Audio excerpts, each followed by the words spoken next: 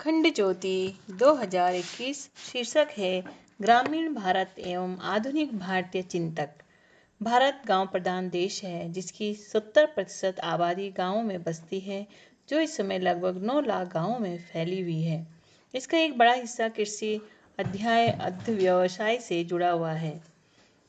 आबादी की विशालता को देखते हुए ग्रामीण क्षेत्र एवं कृषि के योगदान को नजरअंदाज नहीं किया जा सकता, लेकिन आज ग्रामीण जीवन एवं किसानी बदहाली की अवस्था में है, जिस पर समग्र रूप से विचार करने की आवश्यकता है। इसके लिए भारतीय चिंतन परंपरा में समय समय पर व्यापक विचार होता रहा है, जिन्हें समय अनुकूल देश काल परिस्थिति के हिसाब से ढालते हुए अपनाया जा सकता है।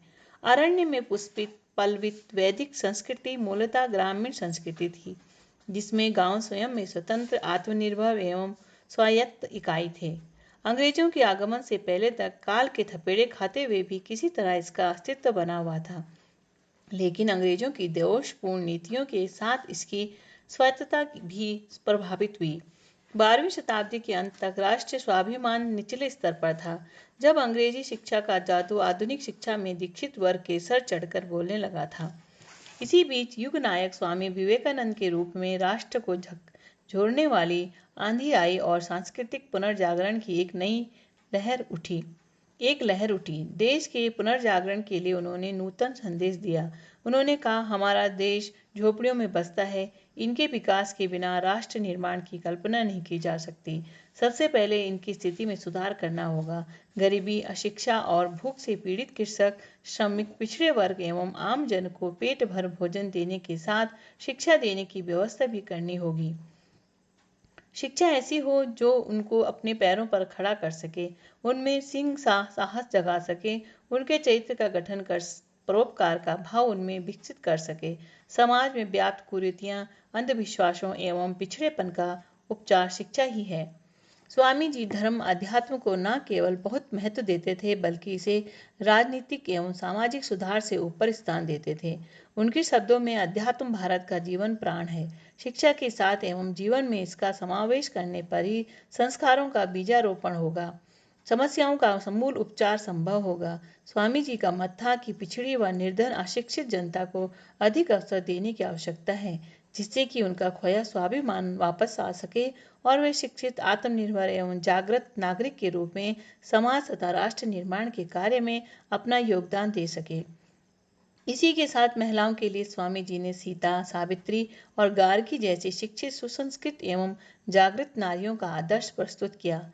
इसी धारा में स्वतंत्रता संग्राम के दौर में महात्मा गांधी की आंधी आई, जिन्होंने राष्ट्र निर्माण के लिए ग्रामोत्थान की बात कही। गांधी जी के शब्दों में, देश की आत्मा गांव में बसती है और गांव के विकास एवं उत्थान के बिना राष्ट्र निर्माण की बातें बेमानी ही रहेंगी। उनके अनुसार ग्रामीण जीवन भारतीय संस्कृति की पुरातन संस्कृति का प्रतीक है, जबकि शहरी जीवन विदेशी शासन की उपज रहा है। ग्रामोत्थान के लिए वे अंग्रेजों से पहले ही सामाजिक व्यवस्था के हिमायती थे, जब गांव स्वशासित लोकतांत्रिक इकाई के रूप में आत्मनिर्भर थे तब तथा पंचायत द्वारा ग्रामीण स्तर का शासन प्रशासन चालित होता था। आज़ादी के बाद देश में अंग्रेजों के द्वारा प्रारंभ की गई शासन व्यवस्था यथावत चलती रही, जिसमें पंचायत व्यवस्था सत्ता के रहमो कर्म पर आश्रित हो गई। गांधी जी सत्ता के विकेंद्रीकरण के पक्षधर थे और पंचायत व्यवस्था की भूमिका को स्वायत्त एवं आत्मनिर्भर देखना चाहते थे, जो स्वतंत्र ढंग से अपने निर्णय ले सके एवं साथ ही शिक्षा, स्वास्थ्य और सफाई आदि की व्यवस्था स्वयं कर सके। गांधी जी श्रम की गरिमा के प्रबल समर्थक थे। स्वावलंबी भारत के लिए वे लघु एवं कुटीर उद्योगों को चलाने पर बल देते रहे। बड़े उद्योगों के वे विरोधी थे, जो उनके अनुसार कुछ लोगों को ही रोजगार दे सकते हैं, जबकि उनके चलते अधिकांश लोगों के बेरोजगार होने की संभावना थी। साथ ही उन्हें भय था कि इसके कारण आर्थिक शक्ति कुछ लोगों के हाथ में केंद्रित होगी व इससे शोषण को बल मिलेगा। इसके साथ अर्जित संपत्ति पर गांधी जी ट्रस्टीशिप के हिमायती थे। वे निजी संपत्ति के विरोधी नहीं थे, लेकिन लोभ की वृत्ति को प्रश्रय देने के विरोधी थे। आवश्यकता से अधिक धन का वे जरूरतमंदों एवं निर्धनों के बीच वितरण चाहते थे और अहिंसा एवं नैतिक मूल्यों पर आधारित समता एकता मूलक व्यवस्था चाहते थे। जिसका स्रोत वे उपनिषद, गीता जैसे आध्यात्मिक ग्रंथों को मानते थे। सत्ता द्वारा शोषण के विरुद्ध असहयोग एवं सामाजिक अवज्ञा जैसे अहिंसात्मक तौर तरीकों की वे वकालत किया करते थे।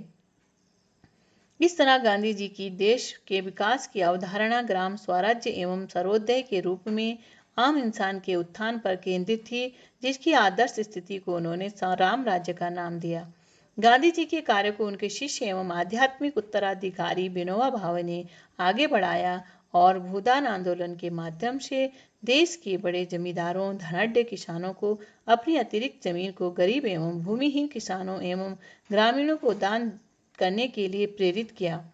सन 1951 में तेलंगाना के पोचमपल्ली गांव से शुरू भूदान आंदोलन के अंतर्गत एक दिन में 2 से 3 हजार एकड़ भूमि प्रतिदिन के हिसाब से दान होती गई। वे लगभग 1.5 दशक तक लगातार पैदल गांव-गांव प्रव्रज्या करते रहे, जिसमें 40 लाख एकड़ भूमि का आवंटन उन्होंने किया, जिससे लगभग 5 लाख किसान परिवार लाभान्वित हुए।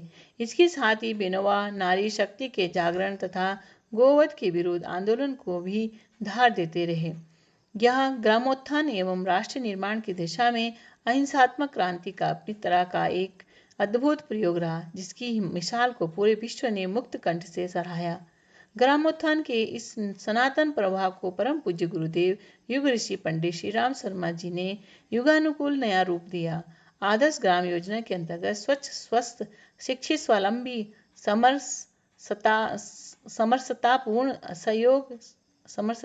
सहयोग व सहकार से भरा, व्यसन एवं कुरीति मुक्त, आत्मनिर्भर, प्रकृति पर्यावरण संरक्षित, संस्कार युक्त ग्राम विकास का दर्शन उन्होंने दिया, जिसको गायत्री परिजनों द्वारा क्षेत्रों में अपने अपने स्तर पर सप्त क्रांति आंदोलन के माध्यम से क्रियान्वित किया जा रहा है एवं जो साधना की धुरी पर केंद्रित है।